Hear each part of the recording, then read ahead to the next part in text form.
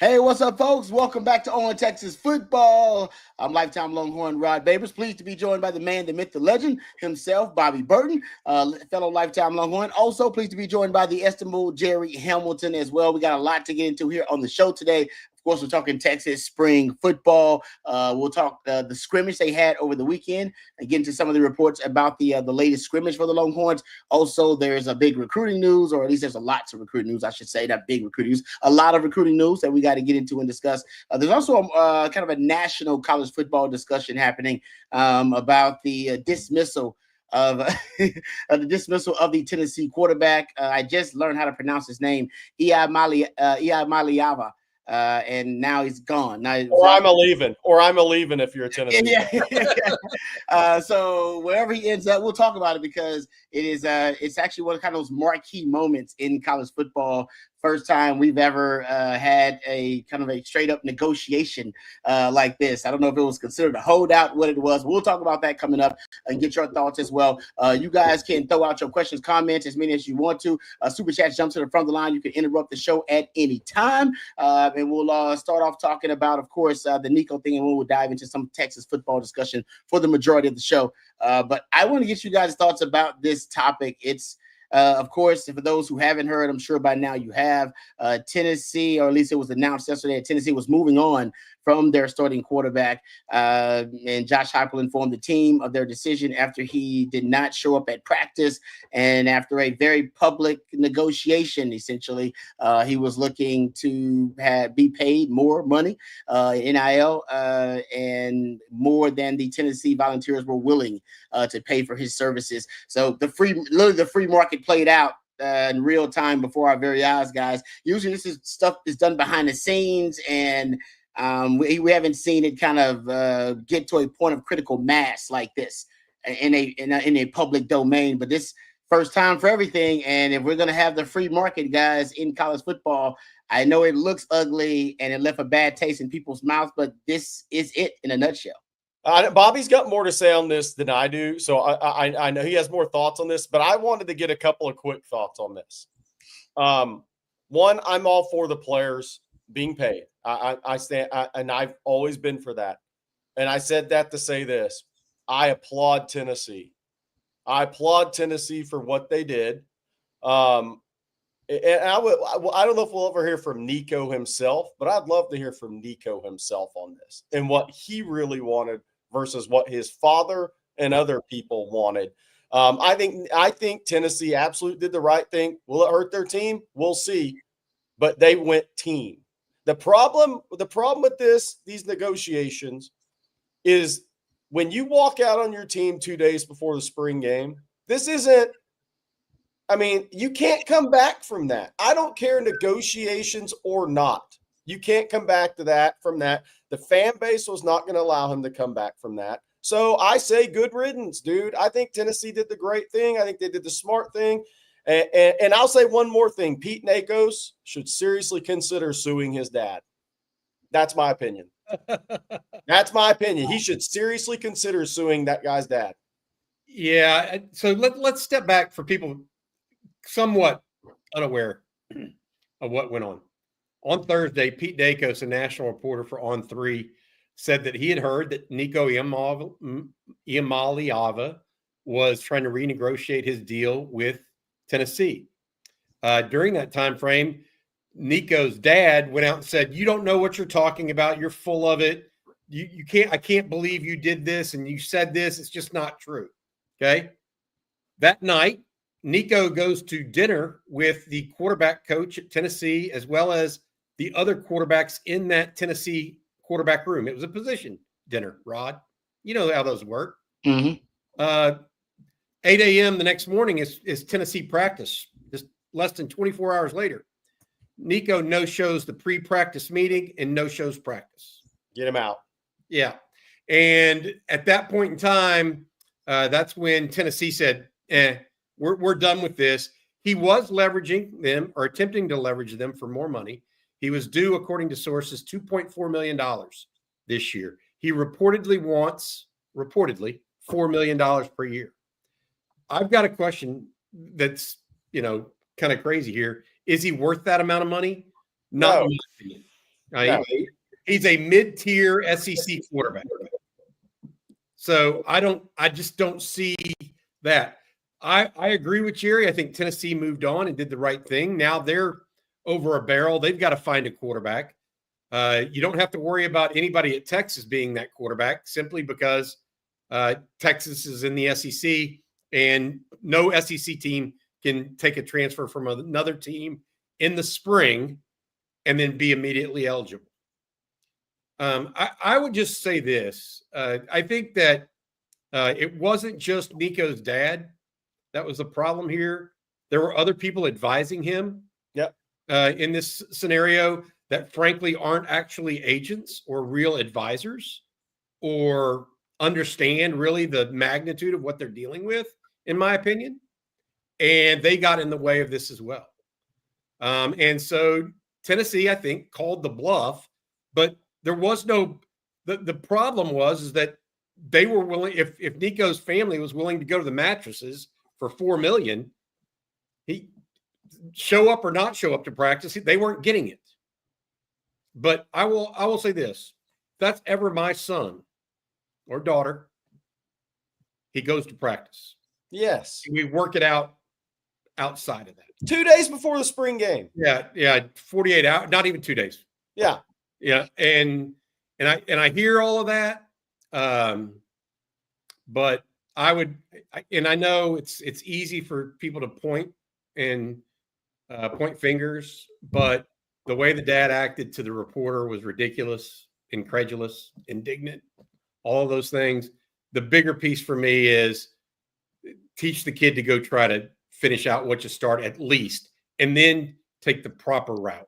Did he violate any contract in terms of getting the $2.4 million that he was already due? Is that already he's guaranteed? Is that guaranteed? He signed for 8 out of high school. He signed for on a 3-year deal. Wrapping my head around. Yeah, exactly. Okay. So that's what he is. Okay. One of the things that's very interesting, Rod, in a subplot or subtext to this, is that the state of Tennessee changed its NIL laws and sued the NCAA along with the state of Virginia to make Nico's contract actually legal initially. And so for the state attorney general to stand up there and fight for this contract, it's one of the reasons why the NCAA has no leverage in these negotiations in the first place. The state of Tennessee sued them and won. And so I don't know what's left on the agreement. I don't know. I don't have the agreement in my hand or anything like that. But look, I just know how I would like someone that I'm associated with to handle things. And I'm not going to, this will scar the young man in the eyes of people for life. Oh, yeah. Whether it's him, to Jerry's point, or the father, I don't know. Okay? Because you're also talking about a 19, 20-year-old kid that's probably being counseled here. So let's put when grown men start doing this is when things get problematic. And I feel bad. I don't actually feel bad for Tennessee because they brought it on themselves to a degree by overpaying a medium quarterback in the first place. But I feel like I feel like they were done wrong here at some level. If you're going to leave after the spring game. Don't cause this massive upheaval and make everybody leave with a bad taste in their mouth. I think this situation is going to help bring needed change to the NIL and or adjustments to it, because here's the next thing that's going to happen now. Some quarterback at some other school making over $1 million a year is about to get ripped from their team right after spring practice. Yep. We have to get in with NIL to where there is a payback. There is just like a coach does when he leaves, there's got to be a buyout clause in these contracts. Like a transfer fee. Contracts that have buyout clauses, because what's about to happen next is some quarterback that some school just paid 7 figures for. They just went through spring practice and they built their whole team around them. Tennessee's going to come in and offer him $3 million and rip him from that team, and then that team's ultimately screwed.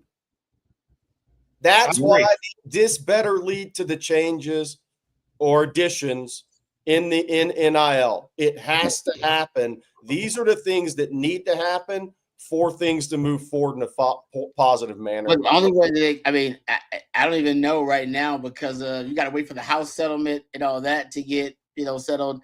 And if you're talking about a national law, like a federal law for NIL, I mean, that's the only thing that would really kind of mandate that everybody had to abide by the same rules, regulations, because other than that, as Bobby just mentioned, state laws trump, the NCAA rules. And right now, everybody's state law is different state to state. Yeah. So what Rod's talking about is some sort of limited antitrust exemption from federal lawmakers. Ted Cruz from Texas, Cory Booker from New Jersey are two senators that are trying to co-sponsor a bill. I don't think that they actually have a real strong case around what they're building. In fact, I think it's fallacy.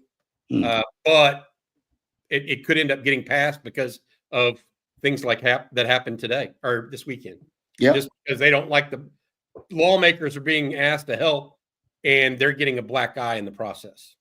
And so we could end up with worse rules, because if you let no offense to Ted Cruz, no offense to Cory Booker, two different sides of the aisle. Yeah. No, I don't trust lawmakers.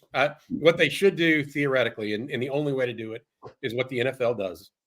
And that is to make football players and basketball players, the two major revenue sports, employees. And then if you make them employees and just bite that bullet, you then can have collective bargaining by a trade union like the NFL has, where you have rules, where tampering actually has problems. You know what I mean? You can't. Consequences, yeah. Right now, Jerry's right. You think Tennessee's not out there trying to talk, I don't know, the Duke quarterback, Darian Mensah, to go to change from Duke, or Ethan Mendoza, who was at Cal last year, to go to Tennessee? A day after a spring game's over. A day after a spring game's over, and that team's prepared their season behind this guy they just paid 7 figures to get. That's my point, though, is so what needs to happen, and that by the way, that can't change and won't change with any kind of federal law. I mean, so they're trying to put rubber band-aids on bullet holes, to borrow a Taylor Swift phrase, I think. my point being, until the NCAA gets its head out of its, you know what, and I'm going to put this out there, some leaders in college sports, not at the individual colleges, start truly looking at, okay, what happens if we make football and basketball players employees? That's what needs to happen. Yeah. The rest of this, I really don't think I don't think it would turn into what this has turned into. Football and basketball are the ones that matter. Do that. Look at it there, and go from that. We've got the House settlement also that's going on right now. That is news that's been breaking over the weekend. The NCAA and the plaintiffs in the case have apparently to come to some sort of conclusion on how they're going to handle the idea. There were two issues that came up at the hearing. One was scholarship limitations and new roster limits. The NCAA apparently is not going to budge on that, and the plaintiffs have agreed with it at some level. They're saying that phasing in or grandfathering in scholarships screws the whole model up, and here's why. And they think they can convince the judge of that.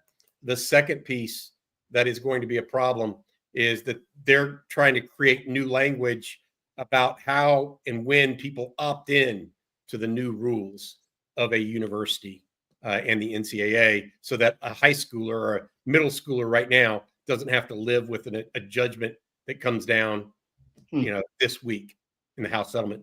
But to Jerry's point, I will say this: there is a rush right now that it's still fair game, and there is no until the House settlement is agreed upon and passed, there is no boundary on what you can pay a player from a NIL perspective. Once the agreement is agreed to and finalized, that open spigot supposedly turns off, and there is actually a fair market value thing that's going to go into place. So, if you're in the portal right now and you can get in before the house settlement and get signed before house settlement, you might be able to make some cash. But I think this is ridiculous, and I think it's NCAA's own doing. And this house settlement, I'm telling y'all, does nothing but kicks the can down the road again.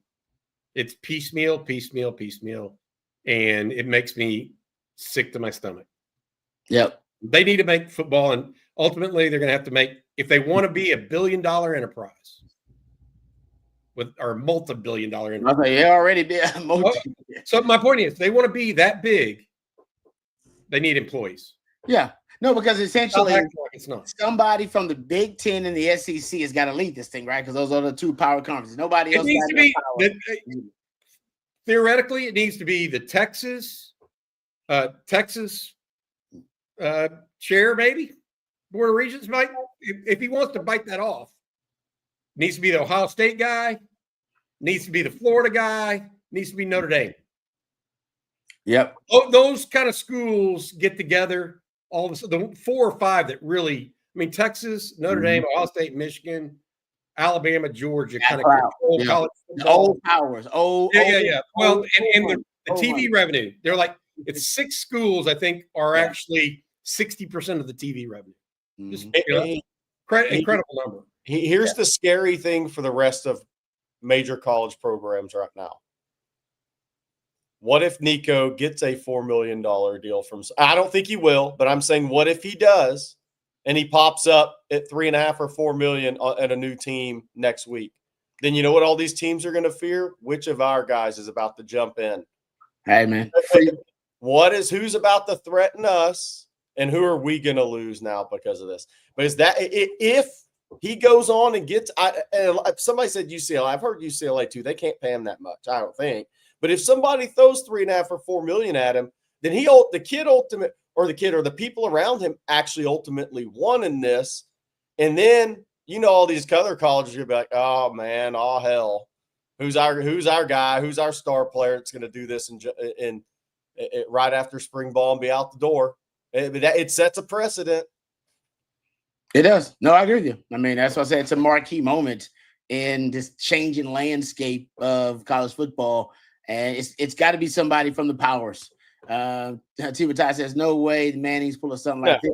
Need to consider their family and their approach for recruiting players. Yeah, Nick V. Thank you, Nick. They don't have to. Arch can make 15 on his own. Yeah, Nick. Yeah, the Manning family that's an outlier. There's no doubt about that. Nick V. here with a super chat says, wasn't Nico's recruitment in high school heavily NIL based? It's great that Tennessee stood their ground, but in hindsight, what ultimately happened had seeds planted back in high school recruiting. That's Sark's to the point that the last person in the chat just brought up, Team Italia, that Sark's got a different formula that he's working with. Yes, it has to include NIL. You can't operate without it. And trust me, Texas quarterbacks are well paid. But he does seem to be looking for other, as Jeff Banks put it, signs that you're compatible with the program beyond the NIL resources that you're definitely going to get. So thank you, Nick V. We appreciate that super chat. Yeah, it's an interesting conversation. I agree with Bobby. I think basically every time this subject comes up in a big way, whether we're talking about transfer portal or we're talking about NIL or now, revenue sharing, the house settlement, everybody wants to address the symptoms of the problem and never the actual disease and that's what Bobby's talking about. Like, this is always going to end with them being employees. It's just what road did we take to get there? That's the only way this can actually end. It's just how long is it going to take to actually get there? Yep. When all this stuff started, I always said, be careful what you wish for here. But if you're the athletes and the people around the athletes, because this is going to end with y'all being employees.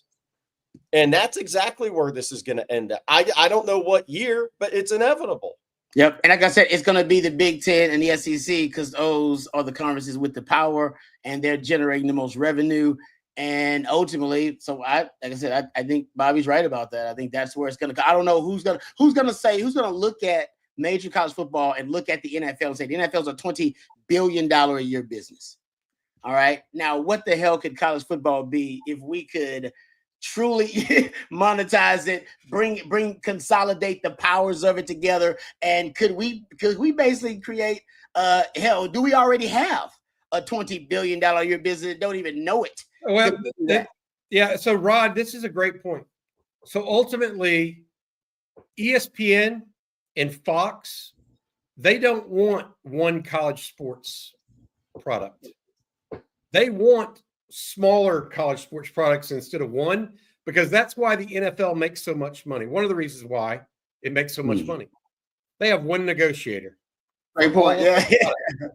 Yeah. So, think about this now. Why is the Pac-12 no longer really around? It's because they ran out of room because they went and gave the Big 12 a better deal, so there were no more bidders at the table. Mm-hmm. If all college football goes in as one, that's why college basketball is so financially productive for the amount of eyeballs it actually generates. Yeah. There's one negotiator at the table, okay, when it comes to the actual tournament. Yeah. All right. Think about that if you put football and nationalized football like that.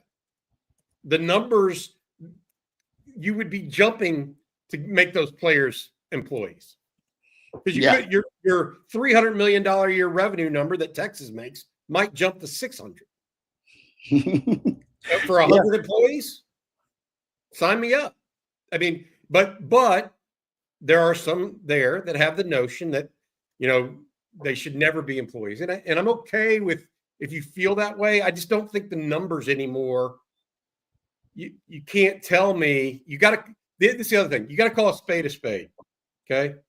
Right now, it is pay for play. It is not NIL. Correct. In the truest sense. Okay. But the market is there clearly. Okay. The public has spoken. Yeah. The market is there for these players to make that amount of money. How are you going to take that away from them? You're going to go backwards? You can't. No. And look, I understand that they don't want to make the players employees. They don't want to give them 50% of the revenue because that's what the NFL does. I mean, they're literally, Texas is going to pay players less than 10% of revenue because what is University of Texas make $320 million last year in sports? So $20 million plus $10 million in scholarship money. So $30 million will be less than 10%. Okay. NFL pays 50%, right? Okay. So what's the delta on that? And I'm not sitting here. I know Chris Del Conte, if he's listening to this, sitting there pounding his fist at me. I get it. But this is what success is wrought. Mm-hmm. Chris Del Conte, my comment to him is, Chris, y'all have been so good at fostering this game and creating the fandom and building things around it. Yeah. It's the next step. They want it. Yeah.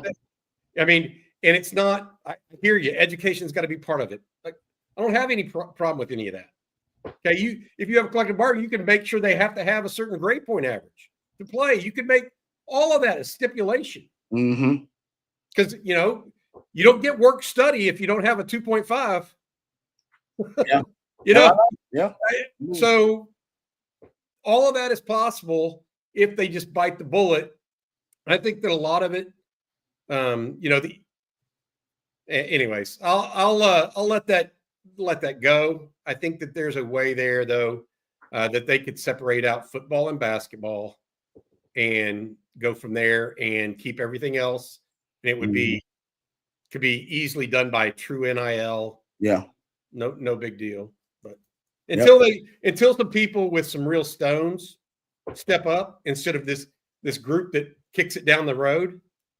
Like Greg Sankey is a tremendous. He's one of them. Yeah. But he's kicking it down. He's kicking it down the road right now, thinking that if he can just get to the House settlement, it allows. I think he's going to say, okay, that allows us to fight differently it gives us some leverage. Yep. And that's why they're trying to get something done, even though I still think it's going to be. Bobby, so what you're saying before we move on, because we got a lot of text stuff. Yeah. The SEC and Big 12 want the House settlement, and the Big 10 want the House settlement to go through. Then they can break away and do their own thing. No, that's not why. That's not why. They want it because it curbs costs. That's why they want it, Jerry. I mean, Texas paid more than $20 million for its athletic program this year in NIL. You're gonna put a cap on stuff. Yeah, they want to do their own thing eventually. Well, yes, but that doesn't get this done for them. Yeah, that doesn't. All this does is put a financial cap on it. Mm-hmm. Yeah, I'm just telling you. Which they're not going to like, by the way. That's my point. This is my point. The SEC and Big 10 are not going to like that they have the same financial cap that the Big East teams and they're not going to settle for that. They're going to say, hell no. Look at our TV contracts versus look at yours. We're out. We're going to go do our own thing. Bye. Peace out. Good luck to y'all. As of right now, they're allowing it to happen. Greg Sankey is absolutely arguing for it right now, Jerry. I hear you. I think that's why he's doing it. Yeah, I don't know. The next step. Jerry's saying it's one of the steps in the plan. Because then they're going to say, hold on. Us at the SEC and the Big 10, no way we should have the same caps these guys. So we're out. We're going to go do our own thing. We're going to build our 2 super conferences. Yeah, no, it's like I said, it's going to play out pretty soon here, guys. You're going to start seeing some of this stuff play out pretty soon, however it is, because nobody has any idea. All right, let's thank our friends over at Rogue Shop. Before we move on, we'll get to a lot of the questions here. I know you guys got some, so I appreciate your participation. Thank you to RogueShop.com. Rogue Shop bringing real plant medicine back to its roots. And the best thing about, one of the best things about our friends at Rogue Shop, they ship nationwide, so no matter where you are in this great country of ours, our friends at Rogue Shop can get their fantastic products to you. Make sure to use that promo code on Texas. See it right there on your screen. That discount code will get you a very special discount from our very special friends at Rogue Shop. And they have it all, folks, from oils and creams, to flour and gummies.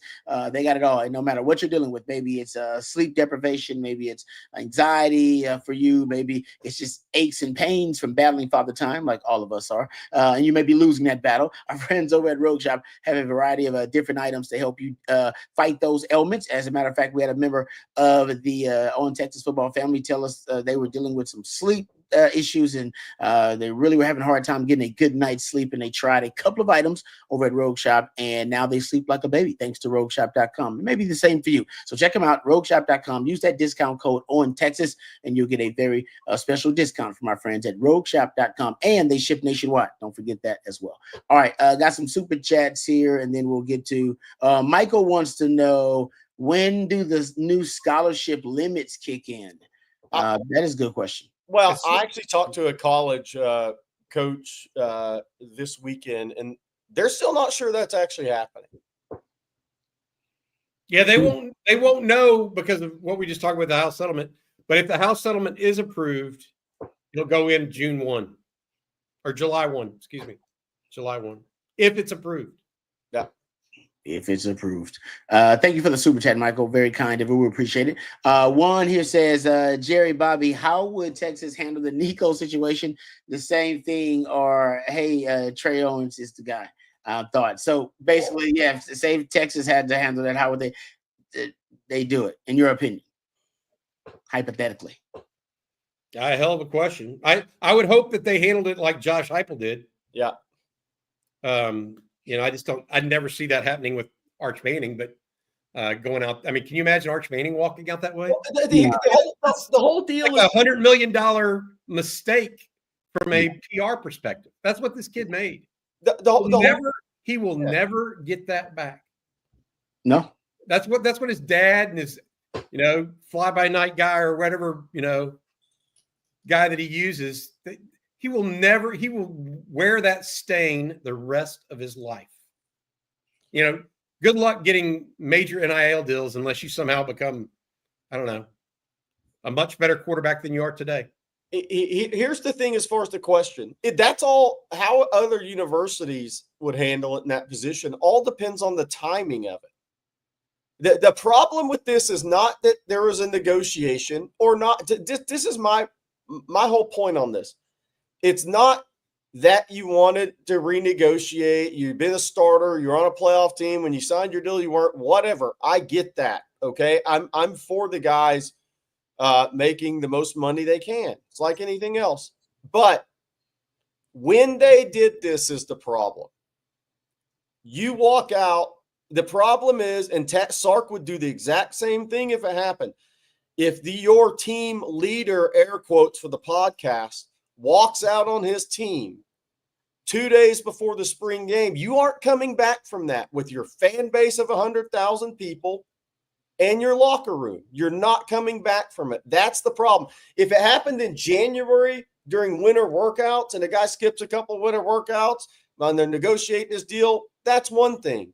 But the timing of this, if you're elite, I mean, this couldn't have gone worse for Nico. And I would love one day Nico will tell his side of the story, I'm sure, because I doubt it's the same as the people around him. Yeah. But he walked out on his team 2 days before a spring game. You can't come back from that in college sports. So this is not pro sports yet. You can't come back from that with your fan base and with your team. They hate your ass forever. Yeah. Rod, you would, Rod? I don't disagree, but I just think their camp is kind of thinking what Bobby's saying is like, no, we're eventually going to get there. We're there now. You know what I mean? Like we eventually are. We're eventually going to get to the point where we're employees. We're going to treat it like pro sports now. And yeah, you're right. They made it. Then you can put rules around it. You can have free agency at a certain time. Yeah. No, they made a mistake. I agree with that. Rod, as a player, how would you feel about that right now? 2 days before, walks out, doesn't show up. Leader of your team. Spring game, I wouldn't care. Spring game, I wouldn't care because I'd be getting paid in this day and age, and I would understand. I was very old at this age. I would understand. I wouldn't care about it. Spring game, like I don't care about it. So it's for the fan base. I was on campus when there was 2 quarterbacks that was battling it out. All right, so in my opinion, it's a meritocracy. I totally could get. You could just lose your spot. To me, it wouldn't matter. Like I was still treated like, hey man, he's still my teammates. It's a spring game. It's not. I mean, what about missing practice though? And the practice thing is different. Not telling your coaches. No. Like I said, I think he missed. So he went in. Here's the issue. So I agree a little bit of what you're saying, and I give you this, Rod. He went incommunicado with his coaches. Yeah, and did not tell his coach he wasn't coming to practice or coming to the pre-meeting. Didn't talk to him until like 9 o'clock at night. Yeah, just incommunicado. That's unprofessional. Like I said, you're treating it like you're a professional. That's unprofessional. What I would advise him to do straight up, because I love the NFL. The new thing is they call it the hold in.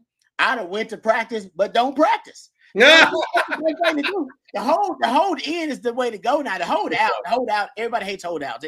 You're selfish. You're not working out. You're at home. You're playing video. Everybody thinks you're smoking weed. Everybody thinks you're doing the worst stuff when you're holding out because we can't see you, right? The hold in is everything because I go to meetings and I go hang out with my team. I'm there, but I ain't practicing till y'all give me my money. But I'm a hold in though. If y'all kick me out of practice, that's on y'all. Y'all kick me out of practice? Okay, but that's why it should have been a hold in. His agent is stupid. Hey, Rod, here's one thing, though, okay? For college athletes, it's different than pro. You're still learning the game. So every practice in college matters more. I agree. In most practices in pro. I agree, but I'm saying your hold in is still hurting your development. Yeah, but it's a better. Y'all talking about how it looks to the public. I'm talking about the PR, the public relations aspect of it. Yeah, optics, hold in is way better. You sitting there in the uniform, you got all your stuff on. You're on the sideline rooting on your guys. You got a notebook in your hand, everything. You're like, hey man, I ain't gonna play till you pay my money, but I'm here for my team. But Rod, that's what Jerry's talking about. Jerry's talking about how you lost the locker room. That's it. The fan base. A hold in will keep the fan base and keep your locker room. Yes, right. The coaches may decide F you. And right, and the GM may be like F this dude, but the fans and that's who we talking about right now. The fans and the locker room be like, that's still my guy because he's still here. That's right. I agree with you on that. Yeah. I think that's a big difference, Rod. I agree. Like, hold in, man. Hold out suck. I'm here supporting my teammates. I don't know how this is gonna see. That's the mistake that they made. That was a mistake. Once you walk out like he did, you aren't getting it back. You aren't getting it back. I mean, I can tell you this: that guy would have been booed every snap he took at Tennessee. Yeah. Look at the way the fan base reacted to that. People like, oh no, if you let them to the playoffs, they come around. BS. No, because if you lose that playoff game, they hate your ass forever still. And then the scouts too. The scouts said, "Oh, he's not a team guy. You want to keep? I'm a good teammate. I'm a good teammate. You always want to be known as I'm a good teammate, and I think he's lost that right now. So you're right. Bottom line, he overplayed his hand. I agree. The strategy. His agent screwed him. I don't know about the dad and all that. The agent screwed him. You couldn't. He didn't have one. It's his dad and a former Florida GA. Whoever masquerades as an advisor. Oh yeah, advising them. They screwed up. I agree. Yeah, we dealt with him a year ago in the portal. Yes, I mean yeah. Hey, before we get to our Texas stuff, because it's time to start talking Texas. We do. I asked Matthew to bring up because somebody said something. Who do fans even care about spring games? So we have to have a little fun with this. Matthew, roll the photo. There's your Oklahoma spring game. Everybody's really excited to see John Mateer. Boy, the John Mateer, those fans couldn't wait to get out and watch John Mateer. I mean, isn't he the savior of the program? Why does this look like a Miami home game in November? That don't look good. Oklahoma spring game. That ain't good. I heard Mateer actually looked pretty good, by the way. I actually think he's in the same offense, right? Dude, he's a good player. Yeah, and he can move too. He can run. No, he's tough. But there's your spring game. There's your spring game experience. What happens when you lose to Davy, baby? Oh. I think I see Michael Fasusi down. Let me see. Yeah. That's on the 18-yard line, wondering where the fans are. Wow. Right. That's nice. All right, let's get to Michael. Michael has another super chat here, I think. Yeah, here it is. Sorry, but I forgot the Texas basketball player who entered the portal. Any idea why he went, and any updates on the men and women basketball team? Yeah, so Malik Presley, who you're asking about, went in the portal late last week. I think it was pretty much agreed upon that he was going to have a tough time playing at Texas. He was a slasher, 6'5", wing slasher, not a perimeter threat. And I think these last spots for Sean Miller, they're constructed a very good roster. I still expect Lucina Traore to make a decision, which should favor the on Texas basketball next video we do. That should favor Texas whenever that comes here shortly. And then there's 2 spots left. And I can tell you that there are no rush on these spots. They want to get that last combo guard right. They want to get that next piece right as they build out this roster. So they're very happy with things. We're at Matas is on a visit right now. Camden Heidi comes in tomorrow. And those are the only visitors scheduled right now this week. But Texas is going to be patient with those spots. And they think they have a really good nucleus of a team built here, and they got to get those last couple spots right. The women picked up a big commitment yesterday, didn't they, from the Arizona? Yeah, Arizona, one of the top 10 or 12 players in the portal. Really good player. Adds some scoring punch. Adds not a perimeter player necessarily, but adds some scoring punch. And now they got to knock out a shooter in the portal. Gotcha. All right. Thank you, Michael. We appreciate the super chat. Very kind of you.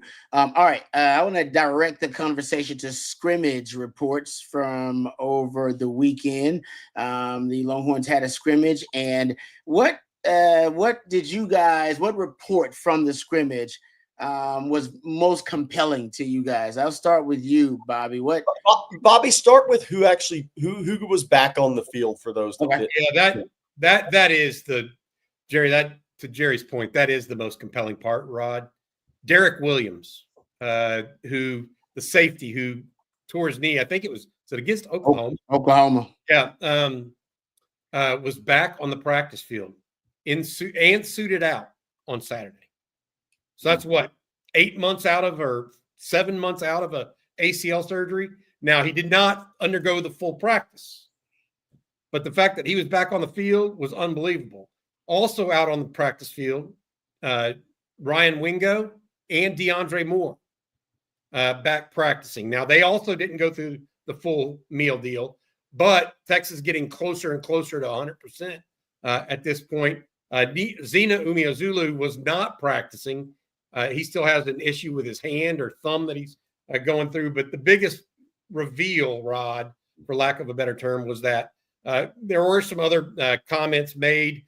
Nick Brooks, young man out of Georgia, continues to get just an amazing amount of positive feedback, critique.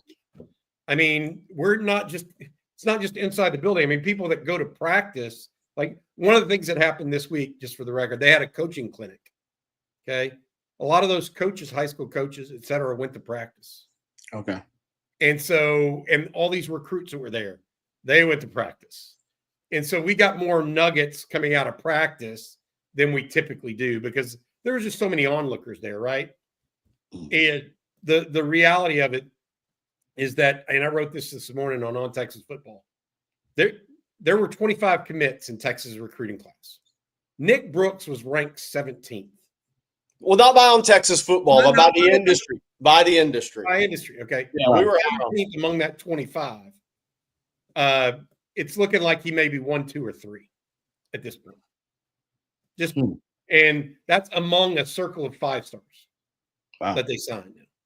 So don't forget about that, is all I would say. Yeah.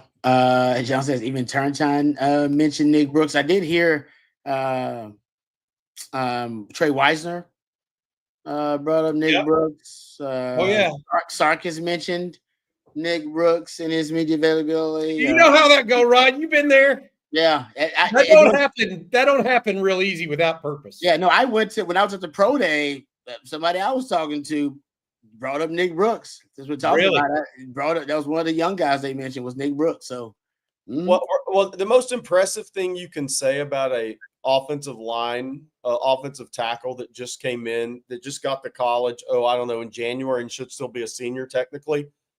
He's already taken reps at left and right tackle.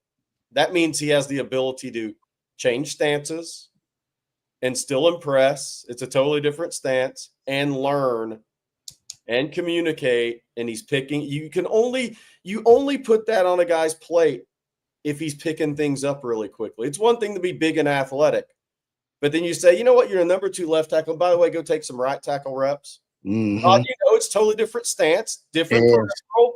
Yeah. You're hearing out of your left ear instead of your right. Never really, that says a lot for a kid where he's headed. At that age. Yeah, at that age. Tony Hills brought that up. Remember me? T. Hills, he brought that up on Wednesday. He was like, man, people have no idea how difficult it is. We're talking about Gooseby. Yeah. Yep. A couple other notes from scrimmage. Arch Manning had a couple nice passes. Primary receivers right now are Parker Livingstone and Dalen McCutcheon. That's probably the other bigger surprise out of spring ball. We're hearing more about Dalen McCutcheon than we have even Khalil Lockett or Jamie French or Michael Terry. And of the 4 receivers, Dalen McCutcheon was the lowest of those 4. That doesn't mean it's going to end up this way. I want to be clear about that. But McCutcheon working out of the slot, the other guys outside a little bit more difficult, maybe to get the ball.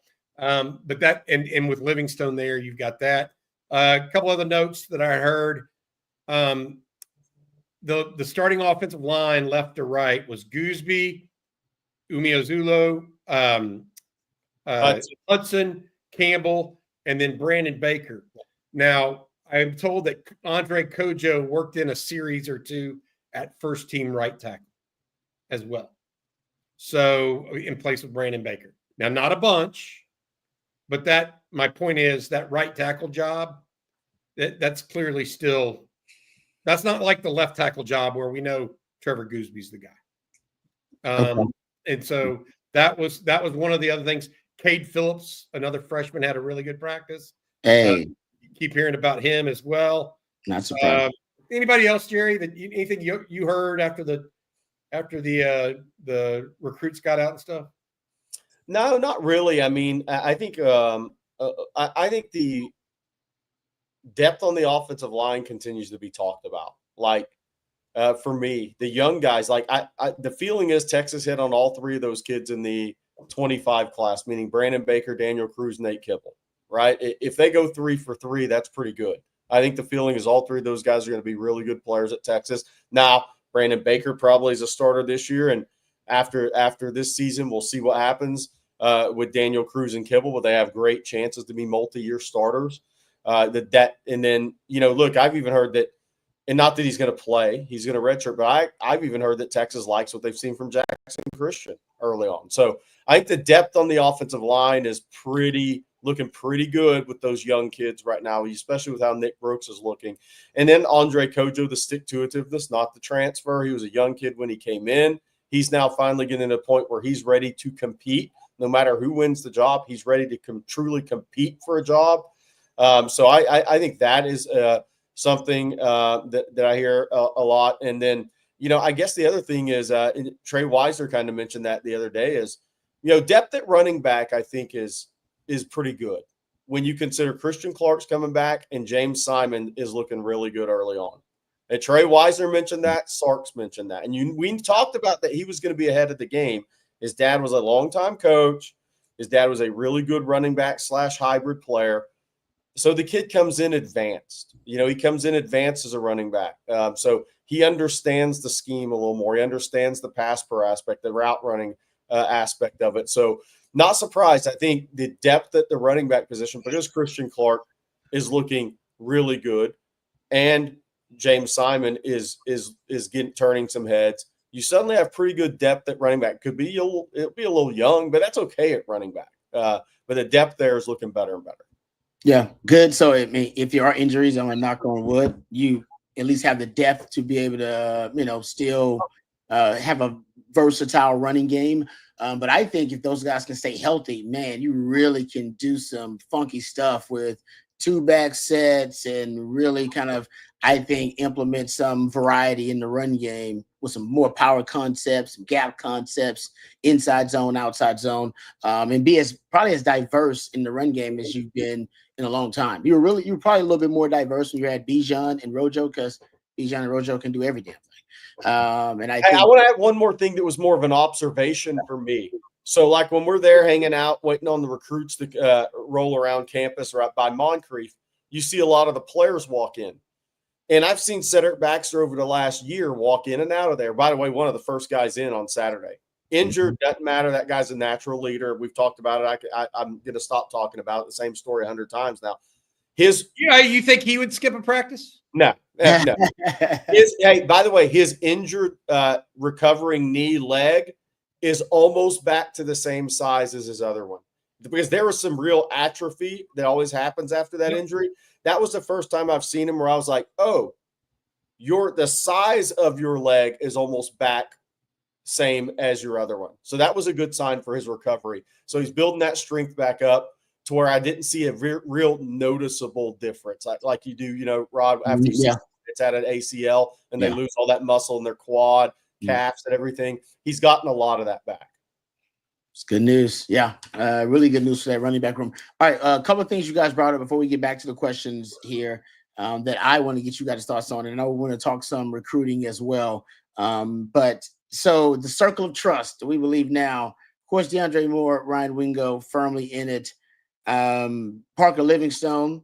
Do we think Daley McCutcheon can be in it by the end of the spring? Could he be one of those guys? Are we talking about that kind? Are we talking about that type of, impression that he's making? Or are we saying he's doing good for a freshman? I'll give CJ some credit, by the way, because CJ, when I asked him which one of these young freshmen was going to stand out early, he did say McCutcheon, because he said route running is pretty crisp and polished. Oh, he more advanced offense in high school. Yeah. There you go. Parker Livingstone, same high school. It's about those two guys. Okay. Yeah, I mean, they're besides their talent, right? Pretty advanced. Todd Dodge, the head coach at Lovejoy now, by the way, former Westlake head coach. True that. University of Texas quarterback. But what I would say to you is the answer is no for me. Okay. Because I think that Texas is just they're so young. I don't think a true freshman like this isn't Xavier Worthy his first week in pads, by the way. Yeah, Xavier Worthy. Oh yeah, was it immediately. Yep. This is that. I'm not hearing that kind of OMG. Yeah. You know what I'm talking about. You know when you hear that. Can he be later? Yeah. I think the bigger issue right now is what's Texas going to do in the portal, and we haven't talked about that yet. But they hosted. Jerry broke this news on Friday. Texas hosted Emmett Mosley, a wide receiver from Stanford, out of the portal. He's 6'2", 195. Jerry, is that about right? Yeah, that looked about right in person.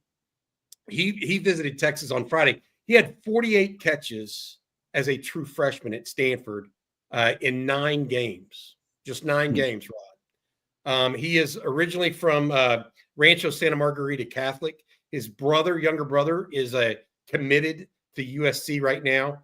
It sounds to me like it's going to be Texas or USC for Emmett Mosley. 48, only 10.9 yards per catch, but frankly, Rod, Stanford's quarterback, I'll be honest, Nico Iamaleava may be better than Stanford's quarterback. So the point being, I think that this is a really good football player. Texas likes him. They've offered him. We'll see what they end up with.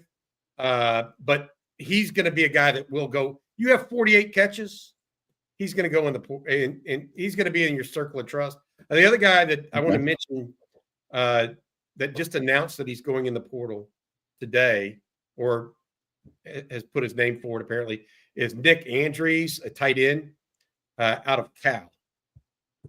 He had 54 or 55 receptions this year. Being told that's one to watch for Texas potentially. So we'll see what happens.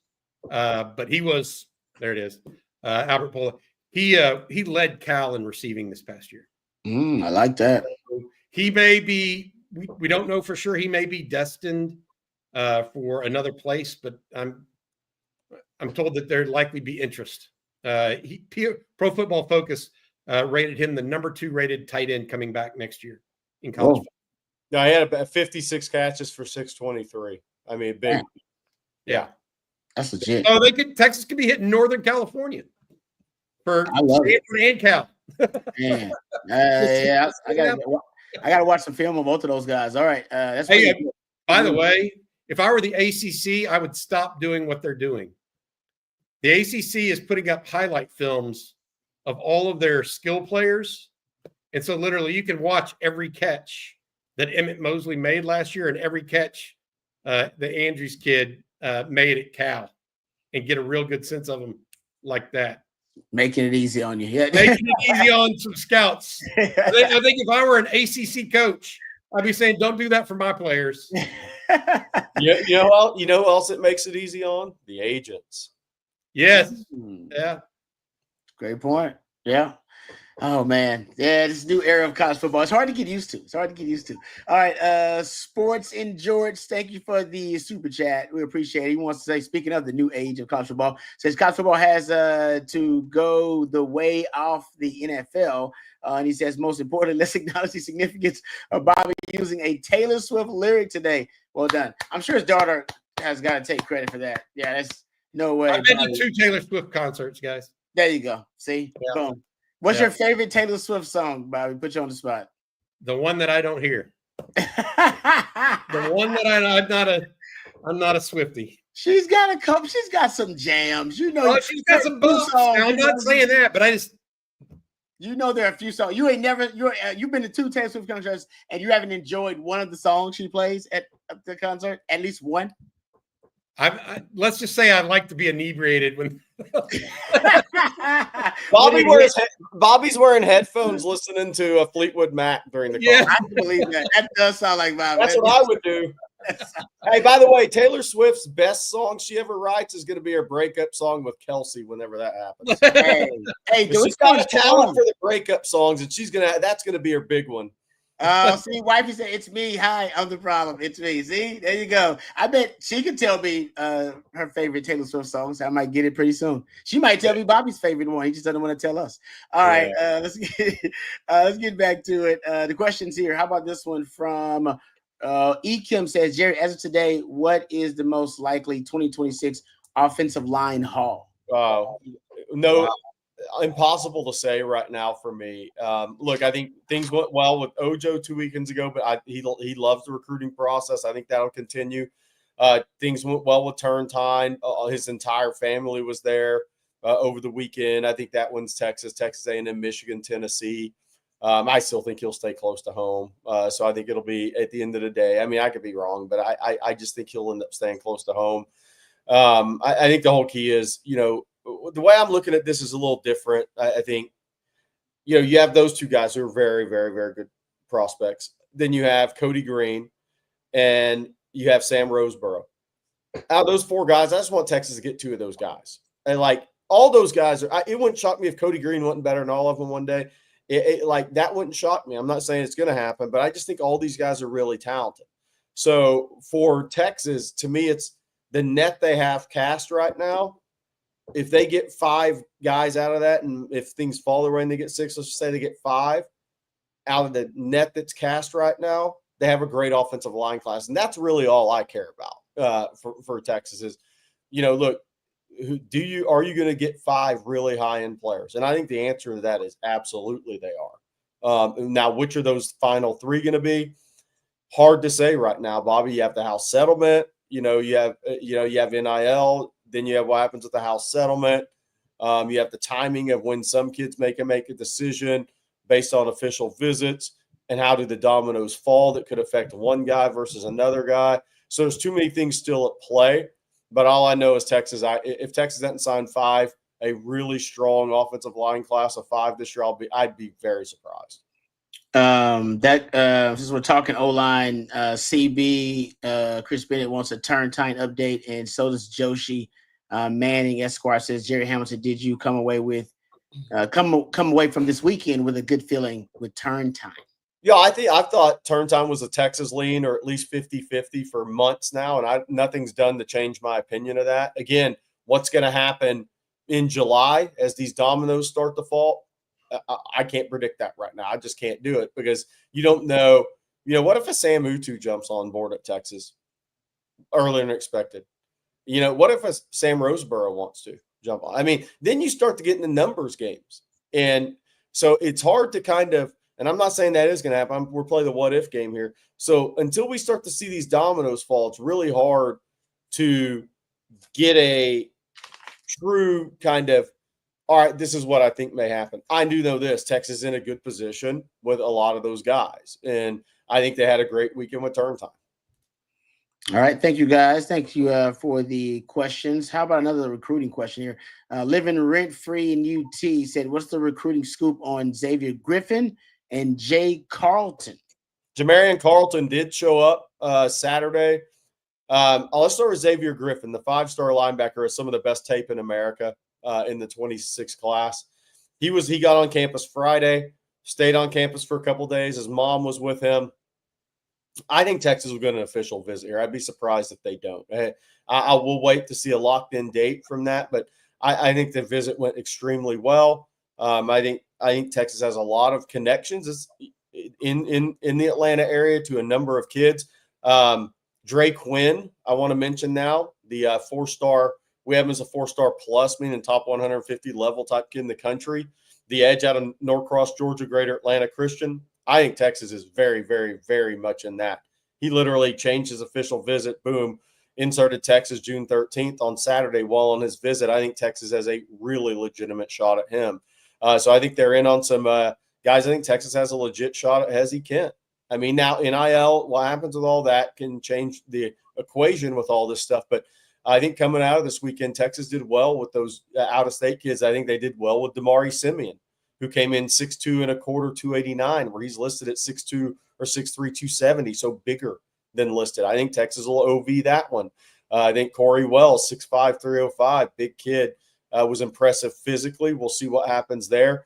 But Texas, I'm going to put a story up in the morning. Texas has a lot of D linemen coming in April 26th around that fan day, and a lot of guys. But I think Texas had a really strong weekend. Jamarian Carlton, I think USC is what he was feeling going into this visit. We'll see what happens as these May and June visits happen. All right. Thanks for the question. Let's get to, Justin has actually a super chat. Thank you for the super chat, Justin. Who will be the most physical team in the country this year, and where does Texas rank among that? That's a great question. Texas was physical last year, though. Defensively, they were a physical team. Offensively, I guess you could debate whether they were physical enough, short yardage, red zone, that kind of stuff. That's a great question. Most physical football team. Yeah, who kind of leads with their? It's kind of a defensive front question. I mean, Texas last year was physical on defense. A lot of it came from the secondary too. Hits like Makuba and them. They just had physical players in the back seven. Is Penn State going to be physical this year? They were awfully physical last year. Penn State, Notre Dame is physical. I feel like Notre Dame plays. Oh, very. Yeah, especially with their linebackers. Yeah, the DBs are physical too. They play a lot of man. That's a good question, man. I might go Penn State. Penn State. I might go Penn State at this point. To Jerry's been making this point ad nauseum, is that Georgia graduated so heavily. Like Michigan on defense was really, I mean, they didn't look it against Texas, but clearly they had two possible first rounders at defensive tackle. Yeah. Physical. Yeah. I don't know. Is Oregon going to be any good this year? No, they're going to be talented. Here's my question.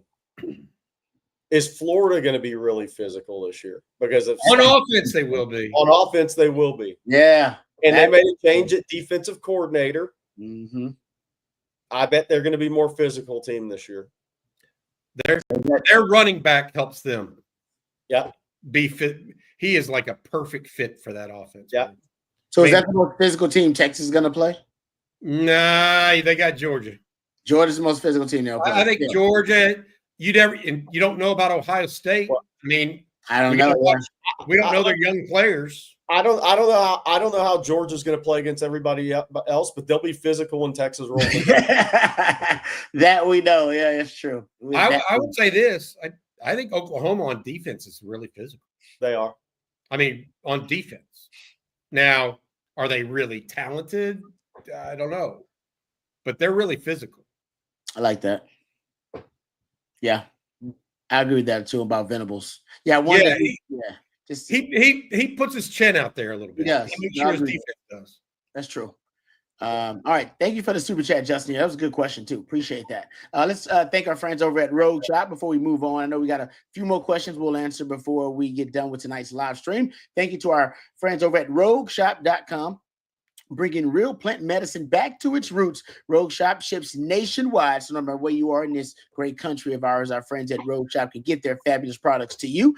Make sure to use that promo code, that discount code you see right there on your screen on Texas, and you'll get a very special discount from our very special friends at RogueShop.com. They have it all, folks, from oils and creams to flour and gummies. I had a member of the Owen Texas football family personally tell me that they were dealing with some sleep deprivation issues and couldn't get a good night's sleep, and they decided to try some of the items at RogueShop.com. True story. And they said now they swear by them because they're getting some of the best sleep they've ever gotten because of Rogue Shop. So no matter what you're dealing with, maybe it's sleep deprivation, maybe it's aches and pains from losing that battle with Father Time. Don't worry, we're all losing that battle. Or maybe it's just anxiety in general. Our friends at RogueShop.com have a lot of different items to help you deal with a variety of different ailments. So check them out at RogueShop.com. They ship nationwide and they got it all: oils, creams, flours, gummies. Check them out for yourself and use that discount code on Texas, and you'll get a discount from our friends at RogueShop.com.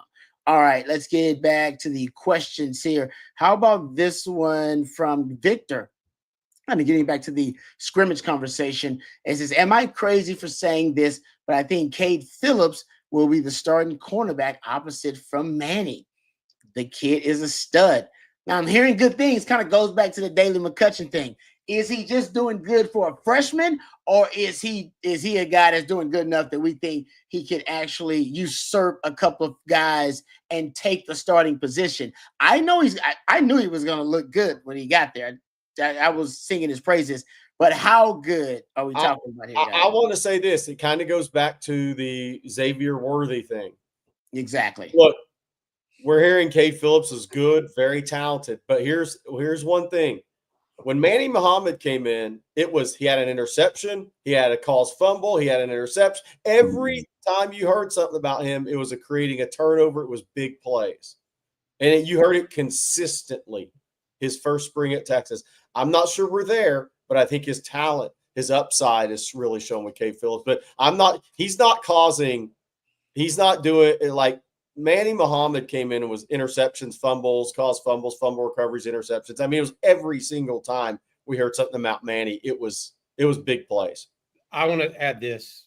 The talent level at corner overall has changed at Texas since Manny Muhammad came onto campus too. But he's still making plays, Bobby, right? Yeah, no.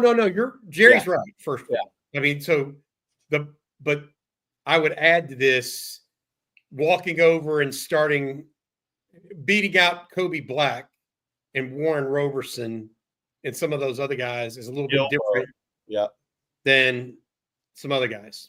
I think that I don't think you're baseless in saying he has a chance to start, but I think it's not in the cards right now, in my opinion.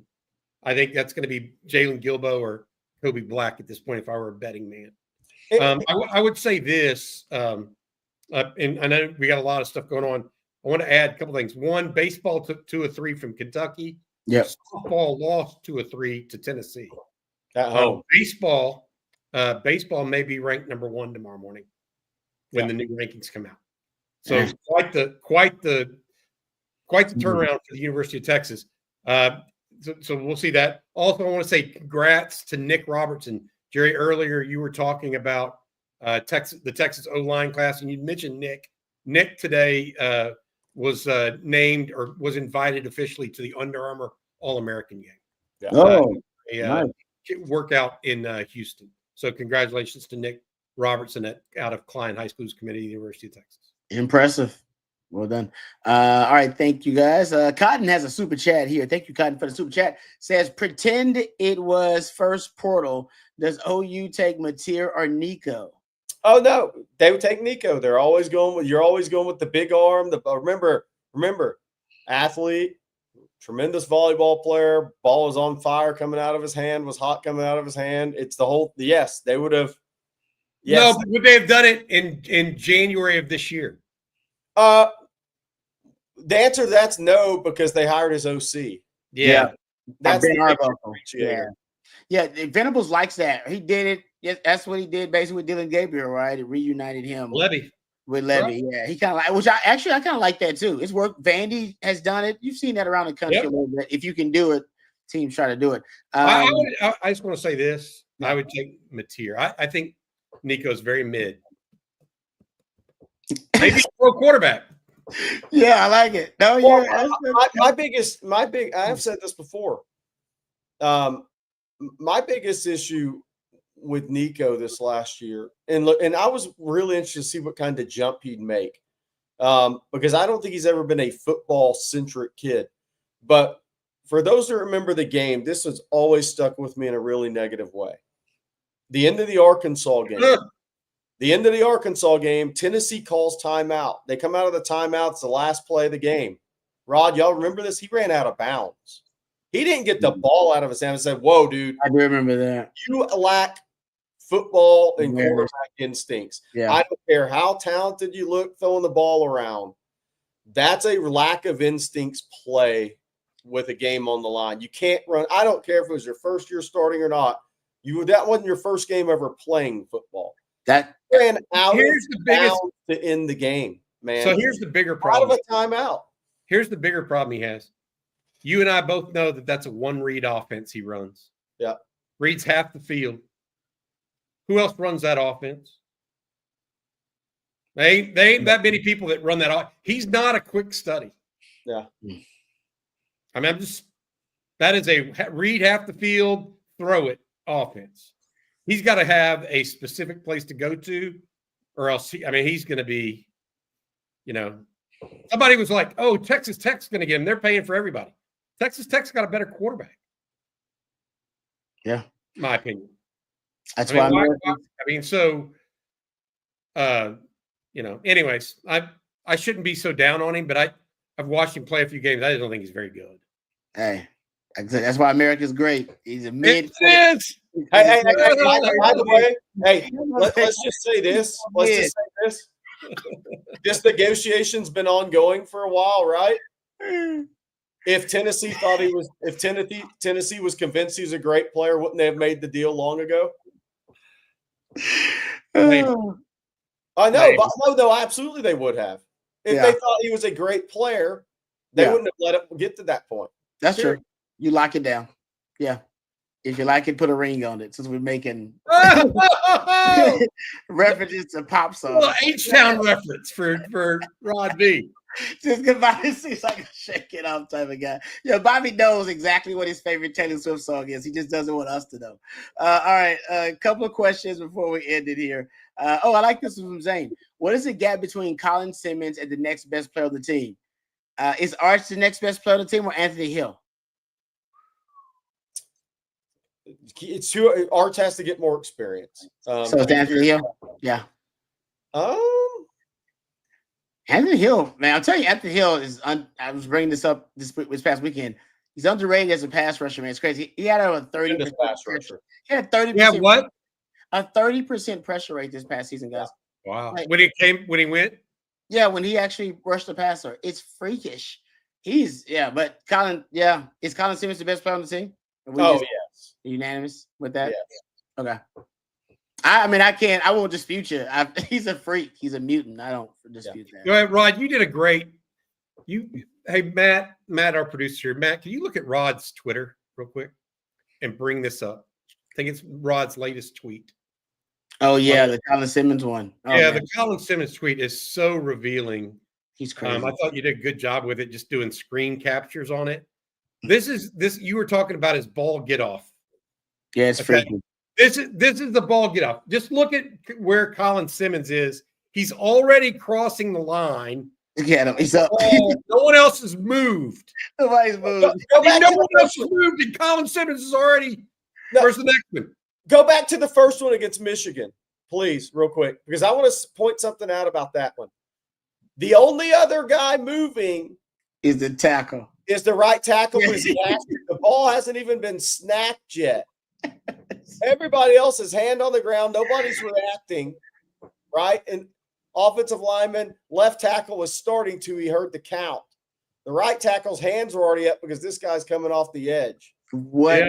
How does he do? How did he do that? He's not looking at the ball there? I don't know what. I gotta ask him one day when I get him. I know what my first question is. Hey, look at that! Look at that!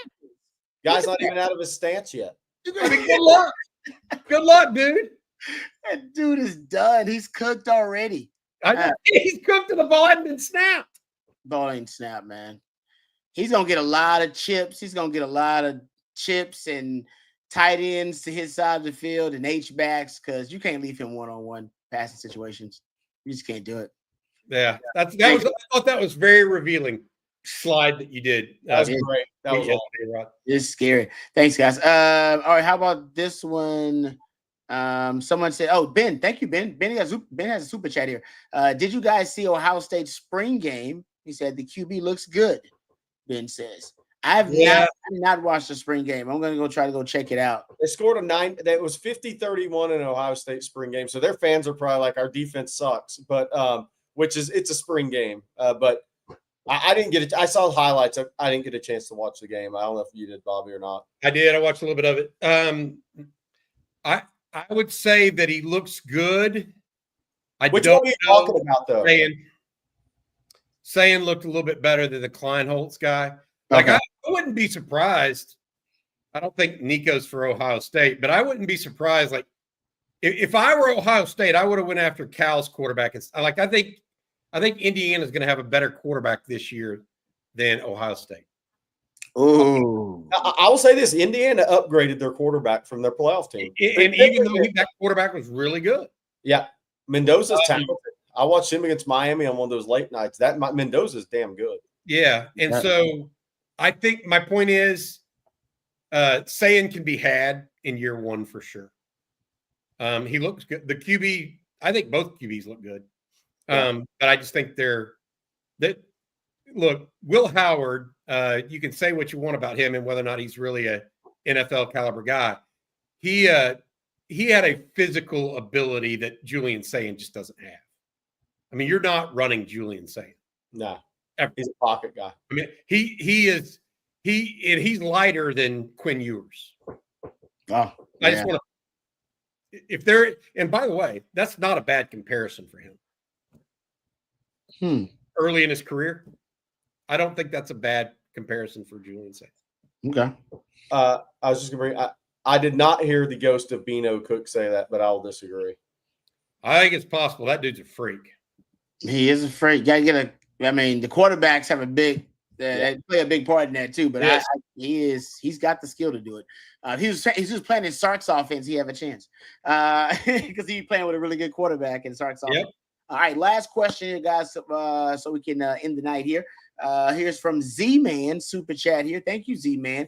We appreciate that. Really kind of you. He says, you guys have talked about some player spots on the depth chart being written in pen or pencil. How many of the starting 22 are already in pen at this point, in your opinions? That is good. Good question there, Z-Man. You want to start on offense? I mean, Arch is in. That's pen. That's done. Right? Weiser is early in the year for sure. Okay. You know, I mean, he's a 1,000-yard rusher. You can't rush. You're not going to rush Baxter back. Wingo and Moore, 100%. So that's 4. That's pen. Yep. Gooseby. Yep. Hudson, Campbell are in pen. Okay. You agree with those 3, Jerry? I think I think this first 5 OL is probably, but go ahead. Even Nato and Nato's had a spring from what I was told. What'd you say? I heard. I've been told he's had a really good spring. So maybe put 4 of those guys in for sure. Okay, Simmons, Burke at this point, Hill, Foul he's going to start. Taft. I think so. Yep. McDonald's going to start at some spot wherever he is. He's a starter. Isn't Gilbo going to start somewhere? Probably. I think he started last year. And Muhammad. That's 1, 2, 3, and Muhammad. 1, 2, 3, 4, 5, 6, 7, 8, 9, 10, 11, 12, 13, 14 out of 22 in pen. I think that's before portal. Yeah. I did not include LaFau as an automatic there, Jerry, in case Brad Spence or I just But you want to put LaFau in there, you make it 15. I could be convinced of that pretty easily. Me too, actually. Yeah.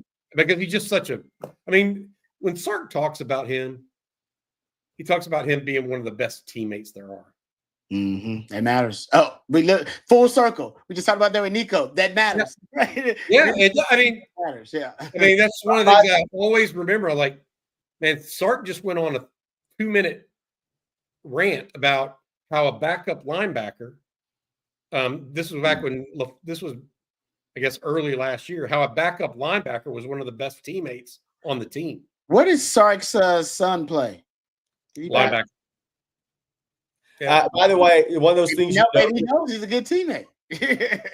One of those things you notice because we're there for recruiting, and I was there really early Saturday morning because I think I got there like 7:15, right around 7:10, 7:15. Because I didn't know what time kids would start rolling in necessarily. I knew some would come in before 8. Now, quarterbacks could have already been there, but the first 3 guys I saw walk in the facility, Rod, Cedric Baxter, Colin Simmons, and LaFau. Wow, I like that. Yeah, it's a good group. And I'm sure Arch was probably already in there.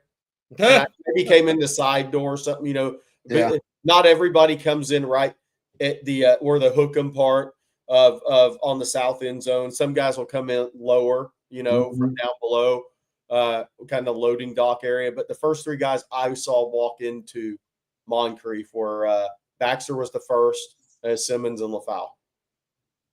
Yeah. All those guys got that blue collar mentality, even though they're getting paid a lot of money. I like it. Leaders got to lead. Thank you, Joe. We appreciate that. All right.